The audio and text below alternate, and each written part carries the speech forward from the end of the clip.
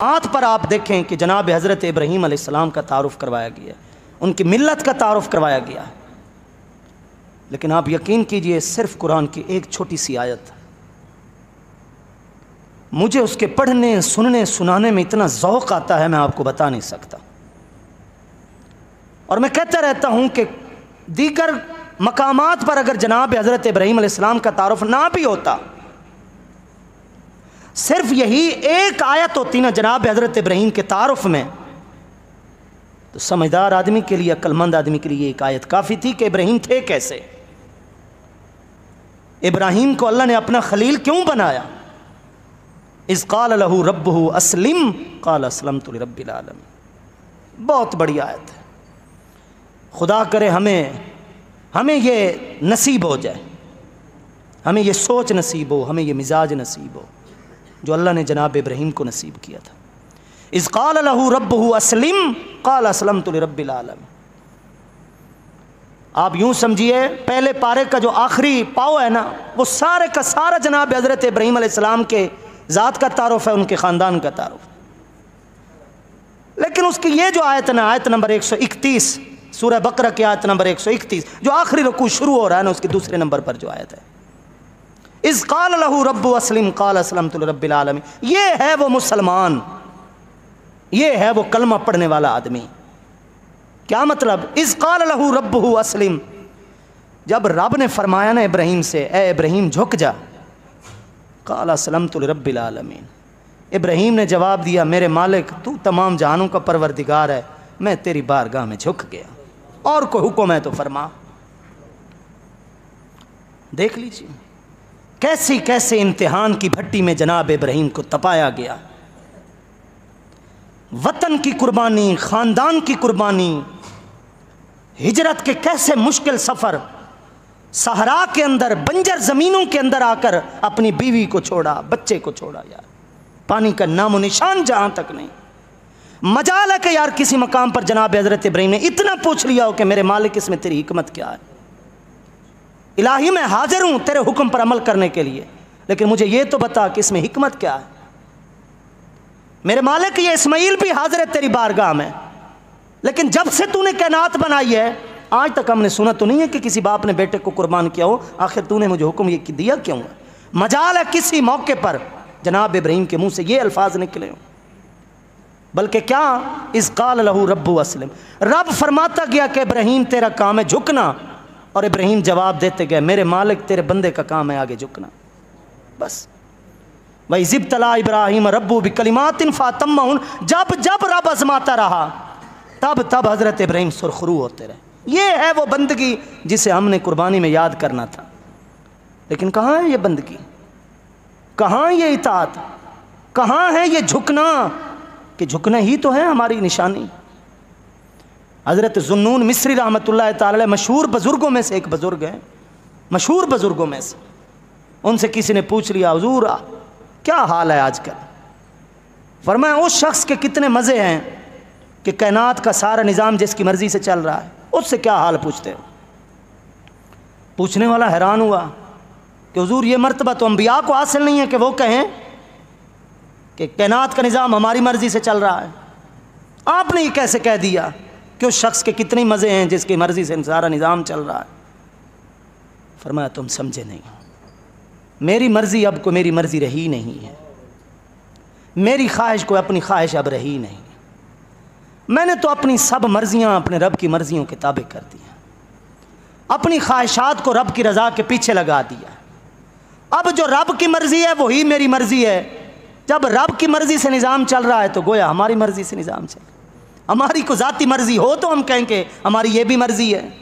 یہ ہے اصل چیز، قربانی اس چیز کا نام ہے کہ آپ کے نفس نے آپ کو مجبور کیا ایک فیصلہ کرنے پر، آپ کو فائدہ بھی اسی میں نظر آ رہا ہے، سب کچھ اسی میں نظر آ رہا ہے، دنیا اسی میں نظر آ رہی ہے، چار پیسے اسی میں نظر آ رہے ہیں، لیکن ایک لمحے کے لیے رک جائیے کہ کیا رب کی بھی وہ مرضی ہے؟ جب آپ یہاں رکتے ہیں اور اپنے سارے دنیاوی فائدوں کو یکسر ہٹا کر بظاہر اپنا گھاٹا کرتے ہوئے رب کی رضا کے پیچھے اپنے آپ کو لگا دیتے ہیں، یہ ہے وہ قربانی۔ آپ کو پتہ ہے کہ یہاں جھوٹ بولنے میں میرا فائدہ ہے، یہاں جھوٹ بولنے میں میرا وہ معاشی فائدہ ہے کہ نسلیں بیٹھ کر کھائیں گی، اتنا فائدہ ہے، لیکن پھر بھی آپ سچ بولتے ہیں، اس سے قربانی کہا جاتا ہے۔ آپ سفر کر رہے ہیں، آپ کا من بھی نہیں کہہ رہا کھڑے ہونے کو، کوئی خاتون آ گئی ہے، کوئی مائی صاحبہ آ گئی ہے، کوئی بزرگ آدمی آ گیا، آپ کھڑے ہو گئے، آپ نے عزت کے ساتھ اس کو سیٹ پر بٹھایا، یہ قربانی کا سبق ہے۔ آپ کی پریشانی نہیں ہے، آپ کے پچھلی سواری والے کی پریشانی ہے، آپ رک جاتے ہیں، آپ سائڈ میں ہو جاتے ہیں، آپ اس کو جگہ دیتے ہیں۔ یہ دراصل ایثار اور قربانی یہی تو ہے۔ اگر ہم نے اپنے معاشرے اور سماج میں قربانیوں کے یہ سبق نہیں سیکھے، اگر ایسا معاشرے کے اندر نفع مند مسلمان شہری ہمیں قربانی نے نہیں بنایا تو ہم نے قربانی نہیں سمجھا میرا بھائی، قربانی کا مطلب ہی ہم نے نہیں سمجھا۔ ایک لمحے کے لیے سوچئے، ایک چھوٹا سا یار نصاب ہے، آپ سے کچھ زیادہ نہیں مانگا گیا، ایک چھوٹا سا ایک نصاب ہے بس، وہ شرط پائی جائے گی تب آپ کے اوپر قربانی لازم ہوگی، وہ شرط نہیں پائی جائے گی نہ دیجئے قربانی۔ کسی نے مجبور نہیں کیا آپ کو کہ جناب آپ قرضے اٹھا کر قربانی کریں، سارا سال آپ کھائیں، اپنی مرضی سے کمائیں، اور یہ قربانی کے ایام ہیں جس میں آپ نے کچھ اللہ کی رضا کے لیے کچھ خرچ کرنا ہے۔ عقل مند سیانے لوگ تیاری پہلے کر لیتے ہیں، تھوڑا تھوڑا جمع کر کے، عین وقت کے اندر پریشان نہیں ہوتے۔ بیٹی ہے، بیٹا ہے، اس کا رشتہ کرنا ہے، کبھی کسی نے آخری تاریخ کا انتظار کیا ہے؟ بتائیے کب سے جوڑنا شروع کرتے ہیں، کب سے جمع پونجی شروع کر دیتے ہیں؟ لیکن عبادات کو کبھی ہم نے وہ اہمیت دی نہیں ہے جو ان کا تقاضا ہے۔ این ٹائم پہ ہم کہیں گے ایسا ہے ویسا، اتنے مجبور ہیں، وہ ہے، یہ ہے، طرح کی پریشانی ہمارے سامنے قطار کی صورت میں کھڑی ہو جاتی۔ اللہ کی بارگاہ میں کیا دینا؟ یہ 15,000، یہ 25-30 ہزار کا جانور، اس کی کہاں ہے اللہ کی بارگاہ؟ اللہ رازق، اللہ مالک جس نے ہم کو سب کچھ دیا۔ کہنے والے تو کہہ گئے کہ جان دی ہوئی اسی کی تھی، حق تو یہ ہے کہ حق ادا نہ ہو۔ ابراہیم نے کیا کیا؟ سب کچھ قربان کرنے کے بعد بالآخر اپنے آپ کو آگ میں ڈالا یا نہیں ڈالا؟ آخر میں انسان کیا کرتا ہے؟ جان ہی دے دیتا ہے، تو جان بھی تو حضرت ابراہیم نے دے دی تھی۔ یہ تو اللہ کی مرضی تھی کہ وہ آگ گلے گلزار ہو گئی، آگ نے جلایا نہیں، یہ تو رب کی مرضی تھی۔ جناب ابراہیم تو خود کو پیش کر چکے تھے نا، وہ تو پیچھے نہیں ہٹے تھے۔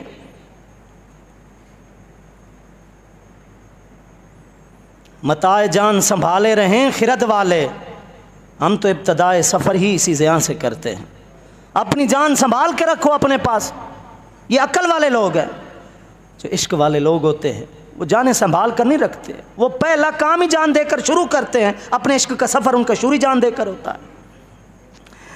اور جسے یہ تھوڑے سے پیسے اللہ کی راہ میں خرچ کرنے کے ان کو جناب ان کو موت آ رہی ہے، سانپ سونگھ گیا ہے، ان کو پریشان ہے کہ ہائے قربانی کرنی ہے، وہ اتنا، یہ بار، یہ وزن، وہ یہ سب کچھ۔ ان کو کیا کہہ سکتے ہیں؟ ان کو یہی کہہ سکتے ہیں کہ تو بیک زخم گریزانی ز عشق، تو بجز نام چہ میدانی ز عشق۔ تجھے ایک زخم لگے تو تو عشق کے آگے ہاتھ جوڑ لیتا ہے، بے میری بس ہے، تو نے ابھی عشق کا نام سنا ہے، تو عشق کی حقیقت کو جانتا نہیں ہے۔ عشق کی حقیقت کو تو جو لوگ جانتے تھے انہوں نے تو جان سے پیچھے نہیں ہٹے۔ وہ لوگ، ان کو پتہ تھا کہ اسی کی بارگاہ میں جان جا رہی جس نے دی ہے۔ ذرا اس ذوق میں آئیں گے تو سمجھ آئے گی کہ قربانی کس چیز کا نام ہے، قربانی کہتے کس کو ہے۔ اللہ رب العزت نے جو قربانی کا تعارف کروایا، ایک رکوع ہے، وقت تھوڑا ہے لیکن اس کا مختصر ایسے ذرا ترجمہ سنیے تاکہ ہمیں سمجھ آئے۔ آپ کو یاد ہے میں نے پچھلے خطبے کے اندر آپ کو کہا تھا کہ ہماری پہلی ذمہ داری یہ ہے کہ جانور خریدنے سے لے کر آخر تک خلوص کا دامن کبھی چھوٹنا نہیں چاہیے، اخلاص کو پکڑے رہنا، کبھی نمود و نمائش کا خیال نہیں آنا چاہیے، ریاکاری کا خیال نہیں آنا چاہیے، گوشت کھانے اور یہ پیٹ بھرنے کے خیالات دل میں نہیں آنے چاہیے، صرف رب کی رضا مقصود۔ اللہ فرماتا ہے، یہ سورہ حج 22 نمبر سورت ہے، اس کا 5واں رکوع ہے۔ رب العزت نے فرمایا وَلِكُلِّ أُمَّةٍ جَعَلْنَا مَنْسَكًا، ہم نے ہر امت کے لیے قربانی رکھی ہے، اس لیے کہ لوگ اللہ کا نام لے کر اس رزق کو کھائیں جو اللہ نے پالتو جانوروں کی صورت میں اپنے بندوں کو رزق دیا ہے۔ ترجمہ ذرا سنیے، ذوق دیکھیے۔ ارشاد فرمایا تمہارا معبود ایک ہی معبود ہے، فَلَهُ أَسْلِمُوا، اس کے آگے جھک جاؤ، اس کے آگے جھک جاؤ۔ وبشر المخبتین، اے حبیب عاجزی کرنے والوں کو میری رضا کی خوشخبری دے دیجیے، جن کے دلوں میں عاجزی اور انکساری ہے، تکبر نہیں ہے۔ عاجزی کرنے والے وہ لوگ ہیں کہ جب اللہ کا نام لیا جائے تو ان کے دل کانپ اٹھتے ہیں۔ عاجزی کرنے والے وہ لوگ ہیں جو مشکلات میں صبر سے کام لیتے ہیں۔ والمقیم الصلاۃ، عاجزی کرنے والے وہ لوگ ہیں جو نمازیں نہیں چھوڑتے، نمازیں قائم کرتے ہیں۔ ومما رزقناہم ينفقون، عاجزی کرنے والے وہ لوگ ہیں جو ہمارے دیے ہوئے رزق میں سے خرچ کرتے ہیں۔ والبدن جعلناھا لکم من شعائر اللہ، یہ ذرا سنیے، رب نے فرمایا جو بڑے جانور ہیں نا، جو میری بارگاہ میں قربانی کی صورت میں پیش کیے جاتے ہیں، یہ جانور وہ جانور نہیں ہیں جو دوسرے جانور ہیں۔ والبدن جعلناھا لکم من شعائر اللہ، قربانی کے جانور وہ جانور ہیں جو میری خاص نشانیاں ہیں، اللہ کی خاص نشانیاں ہیں۔ کیوں میں نے کہا کہ اس کو دیکھنا ثواب ہے، اس کی خدمت ثواب ہے، اس کو چارہ ڈالنا ثواب ہے، اس کے ایک ایک بال کے بدلے میں نیکیاں ہیں۔ کیوں؟ اس لیے کہ اب اس کی نسبت بہت بڑی ہو چکی ہے۔ فرمایا لکم فیہا خیر، قربانی کے جانوروں کے اندر تمہارے لیے بھلائی ہی بھلائی ہے۔ فاذکروا اسم اللہ علیہ صوافا، جب تم انہیں کھڑا کر کے اللہ کا نام لے کر ذبح کرتے ہو۔ فاذا وجبت جنوبها، جب یہ اپنے پہلو کے بل گر جاتے ہیں، ذبح ہو چکے ہوتے ہیں، فکلوا منہا، اس کا گوشت تم خود بھی کھاؤ۔ وَأَطْعِمُوا الْقَانِعَ وَالْمُعْتَرَّ، جو مانگنے والے محتاج ہیں، ضرورت مند ہیں، ان کو بھی کھلاؤ۔ اور اگلی بات، جو مانگتے نہیں ہیں لیکن ضرورت مند ہیں، ان کو بھی کھلاؤ۔ دو فقیروں کا ذکر ہے، جو اتنا پریشان ہوئے، پیشہ ور کی بات نہیں ہو رہی، جو اتنا مجبور ہوئے کہ مانگنے پہ آ گئے اور واقعی وہ ضرورت مند ہیں، ان کو بھی کھلاؤ۔ اور جو گھروں میں بیٹھے ہیں اور ہیں سفید پوش، مانگتے نہیں ہیں لیکن ضرورت مند ہے، ان کی ذرا جانچ پڑتال کر کے ان کو بھی جا کر قربانی کا گوشت کھلاؤ۔ کذالک سخرناھا لکم لعلکم تشکرون، یہ جانور ہم نے تمہارے تابع کر دیے ہیں تاکہ تم میرا شکر ادا کر سکو۔ لن ینال اللہ لحومھا ولا دماؤھا، یہ آج کے موضوع کا خلاصہ، یہ آیت ذرا سنیے۔ اللہ نے فرمایا کہ میری بارگاہ میں ان جانوروں کا گوشت نہیں پہنچتا، گوشت تو تم کھا جاتے ہو۔ ولا دماؤھا، خون نہیں پہنچتا، خون تو بہہ جاتا ہے۔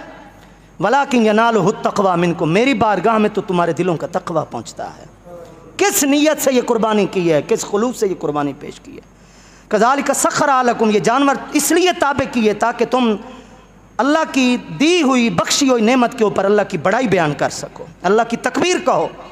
وبشر المحسنین، اور نیک لوگوں کو اے حبیب خوشخبری دے دیجئے۔ ان اللہ یدافع عن الذین آمنوا، بے شک اللہ تعالیٰ ایمان والوں سے مشکلات کو دور کر دیتا ہے۔ ان اللہ لا یحب کل خوان کفور، بے شک اللہ تعالیٰ خیانت کرنے والے اور ناشکر آدمی کو پسند نہیں کرتا۔ دیکھا، بے شک اللہ تعالیٰ خیانت کرنے والے ناشکر آدمی کو پسند نہیں کرتا۔ یہ پورے رکوع کا میں نے آپ کو ترجمہ سنایا ہے، جس سورۃ الحج کے اندر اس قربانی کا تعارف کرایا گیا کہ قربانی کس خلوص کا نام ہے، کس اخلاص کا نام۔ کیا باقی جانوروں کے اوپر اللہ کا نام نہیں لیا جاتا؟ جانور حلال ہی تب ہوتا ہے جب اللہ کا نام لیا جائے۔ وہ بھی حلال شدہ جانور ہوتے ہیں، اللہ کا نام ان پر ہوتا ہے جس کو ہم صبح شام کھا رہے ہوتے ہیں، لیکن اس کا ذکر بار بار اللہ کی تکبیر، اللہ کے نام کا کیوں آیا؟ کہ قربانی کے جانور سے مقصود ہی تمہارے دل و دماغ میں اللہ کی یاد کو راسخ کرنا ہے۔ اگر یہ چیز دلوں میں نہیں بیٹھی تو پھر کچھ نہیں بیٹھا۔ آپ قربانی کر لیتے ہیں، آخر میں کیا دعا پڑھتے ہیں؟ بہت کم لوگ ہیں جو وہ عربی دعائیں یاد کرتے ہیں۔ بہرحال عربی نہ بھی آتی ہو تو بندہ اردو میں اپنی زبان سریکی میں بھی بول سکتا ہے۔ کیا ہم کہتے ہیں؟ اللہم تقبل منی کما تقبلت من خلیلک ابراہیم و حبیبک محمد علیہم الصلاۃ والسلام۔ یہ دعا ہے، یہ اس دعا کا حصہ ہے جو قربانی کے بعد آپ کو مانگنی ہے۔ کیا مفہوم ہے اس کا؟ اے اللہ، یہ قربانی ایسے میری طرف سے قبول کر لے جیسے تو نے اپنے خلیل ابراہیم کی قربانی قبول کی اور اپنے حبیب پیارے محمد کی قربانی قبول کی صلی اللہ تعالی علیہ وآلہ وسلم۔ کیا مطلب تھا؟ اس قربانی کے موقع پر ان دو عظیم ہستیوں کو تمہیں یاد کرنا ہے، نہ تو ابراہیم بھولیں تمہیں، نہ تمہیں اللہ کے محبوب بھولیں، تاکہ ان ہستیوں کا جو جذبہ ہے، ان ہستیوں کا جو خلوص ہے، وہ بھی تمہارے عمل کا حصہ ہونا چاہیے، وہ بھی تمہارے اعمال میں شامل ہونا چاہیے۔ اس لیے دوستان محترم، آپ یہ دیکھیے، میں ایک محتاط وہ اندازہ جو آج سے چند سال پہلے ایک تحقیقی رپورٹ میں چھپا، اب تو اس میں مزید اضافہ ہو چکا ہوگا۔ ایک لمحے کے لیے سوچئے کہ یار اسلامی دنیا میں، اسلامی ممالک میں جہاں کئی مسلمان بستے ہیں، 8 کروڑ سے زائد افراد قربانی کرتے ہیں. کیا بولا میں نے؟ 8 کروڑ سے زائد افراد قربانی کرتے ہیں اور 3 کروڑ سے زائد جانور ذبح ہوتے ہیں. آخر قربانی کے 3 دنوں میں اگر 8 کروڑ سے زائد افراد ایک عمل اللہ کی بارگاہ میں پیش کر رہے ہیں اور 3 کروڑ سے زائد جانور قربانی کے 3 دنوں میں پیش کر رہے ہیں, تو یہ کیا گوشت کھانے کے لیے؟ وہ سارا سال ہم نے وہ کام نہیں کیا. یہ کچھ اور ہے.